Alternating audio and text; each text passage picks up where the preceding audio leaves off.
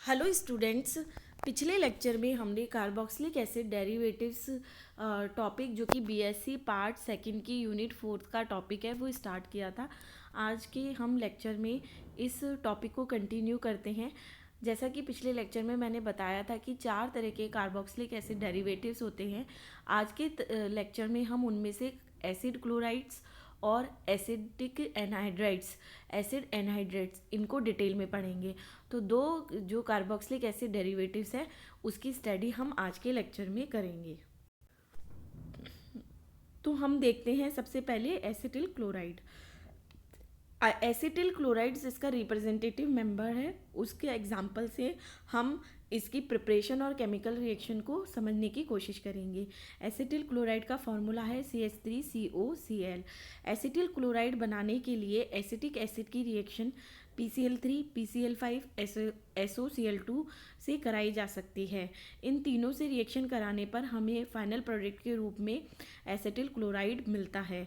तो अगर आपको एसिटिल क्लोराइड बनाना है तो एसिटिक एसिड की रिएक्शन किससे कराएंगे, या तो PCl3 से या PCl5 से या SOCl2 से।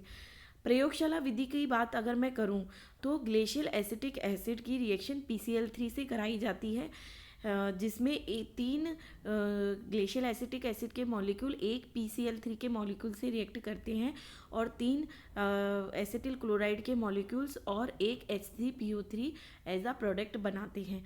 तो प्रयोगशाला में एसिटिल क्लोराइड बनाने के लिए ग्लेशियल एसिटिक एसिड काम में लिया जाता है।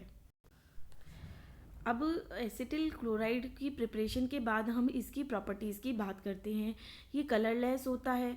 इसकी जो स्मेल होती है वो अच्छी नहीं होती, काफ़ी तीव्र स्मेल होती है।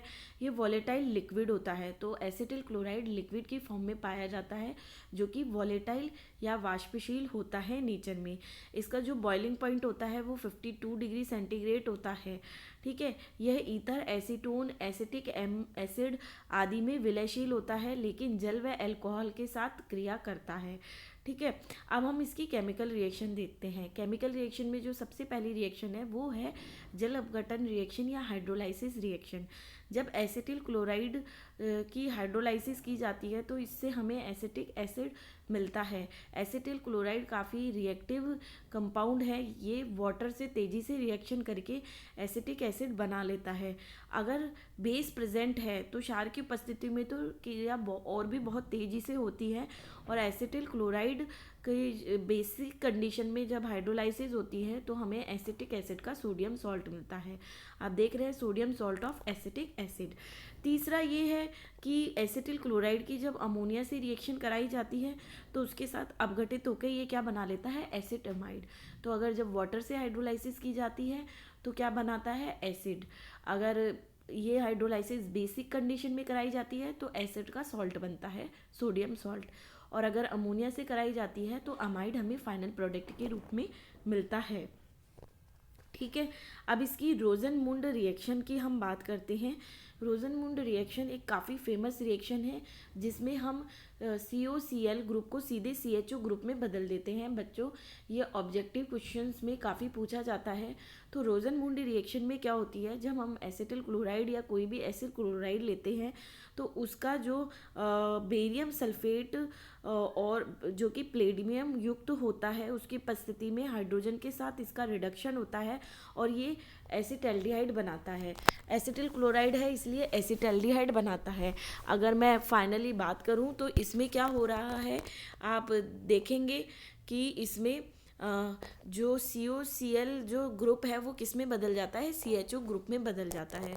तो रोजनमुंड रिएक्शन में आप याद रखें कि प्लेडियम युक्त बेरियम सल्फेट एज आ रिएजेंट काम में लेते हैं और ये प्रोसेस क्या है, रिडक्शन की प्रोसेस है। इसमें H2 का एडिशन होता है और COCl ग्रुप किसमें, एल्डिहाइड ग्रुप में बदल जाता है।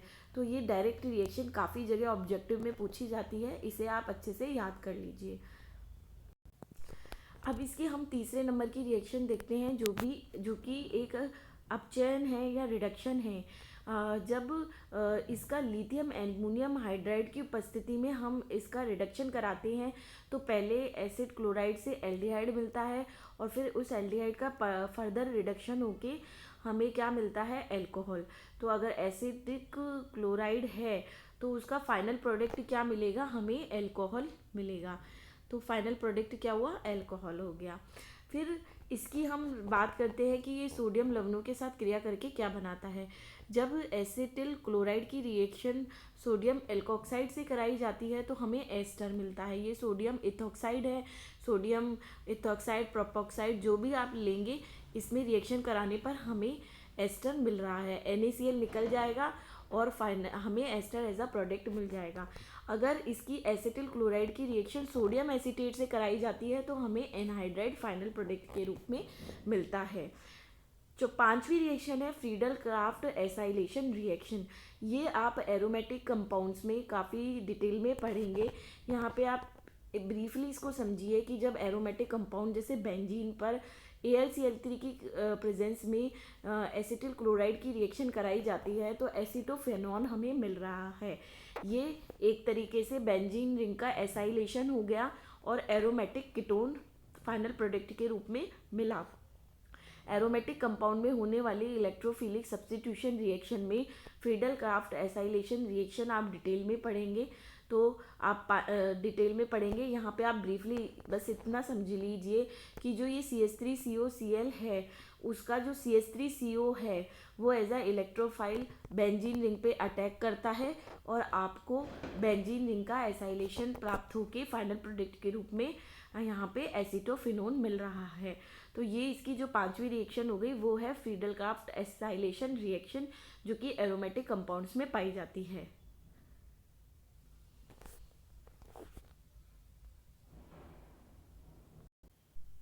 अब हम इसकी 6 नंबर की रिएक्शन देखते हैं जिसमें कि ये ग्रिग्नियार रिएजेंट के साथ रिएक्शन करता है। जब एसिटिल क्लोराइड की ग्रिग्नियार रिएजेंट से रिएक्शन कराई जाती है तो सबसे पहले एसीटोन बनता है और जब एसीटोन फर्दर यहाँ पे रिएक्शन स्टॉप नहीं होती है और एसीटोन फर्दर ग्रिग्नियार रिएजेंट से रिएक्शन करता है और फाइनली टर्शरी ब्यूटाइल अल्कोहल यानी कि टर्शरी अल्कोहल हमें प्राप्त होता है। तो एसिटाइल क्लोराइड की जब है ना ग्रिग्नियार रिएजेंट से रिएक्शन कराई जाती है तो आपको फाइनल प्रोडक्ट के रूप में क्या मिलता है, टर्शरी अल्कोहल मिलता है जिसमें सबसे पहले क्या बनता है, एसीटोन, और एसीटोन फर्दर रिएक्शन करके टर्शरी ब्यूटाइल अल्कोहल बना रहा है। तो ये ग्रिग्नियार जो रिएजेंट है इसकी रिएक्शन भी आप डिटेल में इसकी मैकेनिज्म ग्रिग्नियार रिएजेंट जो चैप्टर होगा उसमें आप पढ़ेंगे। अब हम इसकी क्लोरीन के साथ रिएक्शन देखते हैं। जब इसकी क्लोरीन के साथ रिएक्शन कराई जाती है तो अल्फा हेलोजिनेशन होता है। जो कार्बन के पास वाला कार्बन है वो अल्फा कार्बन होता है, इसका हाइड्रोजन है वो क्लोरीन से रिप्लेस हो जाता है और मोनोक्लोरो एसिटाइल क्लोराइड हमें फाइनल प्रोडक्ट के रूप में मिलता है। अब इसकी जो 8 नंबर की रिएक्शन है वो है एसाइटाइलेशन। ये जो है एसिटाइलेशन इसकी सबसे महत्वपूर्ण रासायनिक अभिक्रियाओं में से एक होती है जिसमें ये अल्कोहल, फिनॉल, एमिनो यौगिक आदि से रिएक्शन करता है और उनका जो हाइड्रोजन परमाणु होता है वो एसाइटाइल समूह से रिप्लेस हो जाता है, इसीलिए इसे एसिटाइलेशन कहा जाता है। फॉर एग्जांपल इथेनॉल से रिएक्शन की तो इथाइल एसीटेट मिला। इथेनॉल का जो OH का जो हाइड्रोजन है वो और Cl मिलके तो HCl बना लिया और ऑक्सीजन से क्या जुड़ गया, एसिटाइल ग्रुप। इसी तरह फिनॉल से रिएक्शन हो गई, इथाइल अमीन से रिएक्शन हो गई, डाइथाइल अमीन से रिएक्शन हो गई और एनिलीन से रिएक्शन हो गई।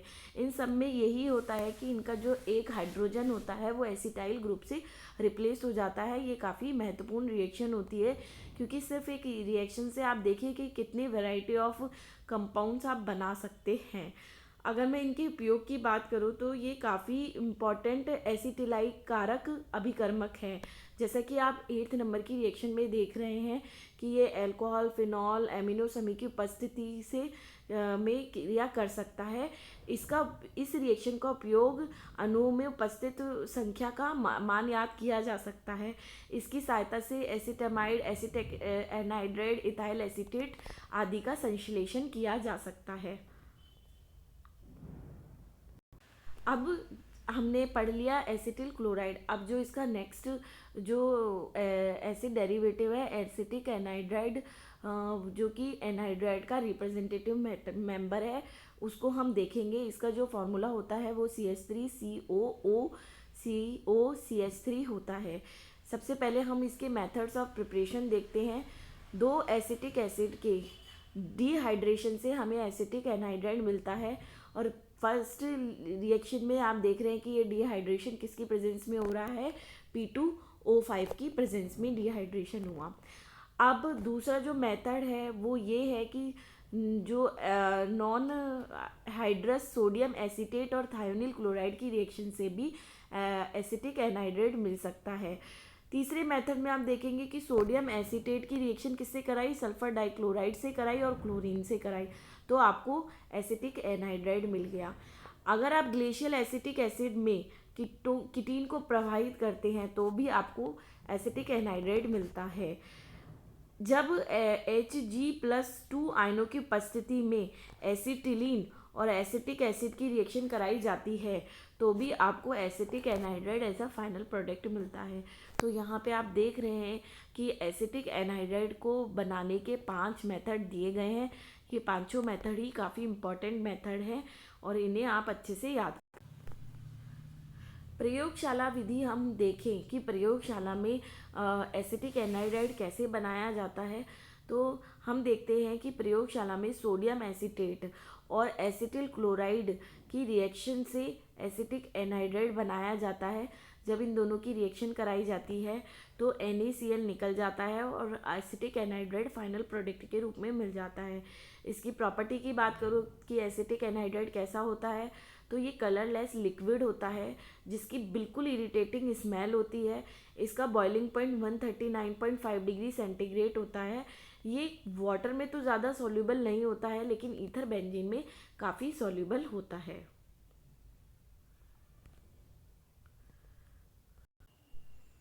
अब हम इसकी केमिकल रिएक्शंस की बात करेंगे। अगर मैं एसिटिल क्लोराइड से कंपैरिजन करूं तो ये उससे कम रिएक्टिव है, जो कि हमने प्रीवियस लेक्चर में भी हमने देख लिया था कि ये कम रिएक्टिव क्यों है। तो पहली बात तो ये क्लियर हो गई कि ये एसिटिल क्लोराइड की तुलना में कम रिएक्टिव है, इसीलिए एसिटिल क्लोराइड की जितनी भी केमिकल रिएक्शन होती है वो स्लो स्पीड से संपन्न होती है। जैसा कि पहली रिएक्शन है हाइड्रोलाइसिस रिएक्शन, जल, क्षार, अमोनिया आदि के साथ ये अपघटित हो जाता है और क्या बनाता है, एसिड बनाता है।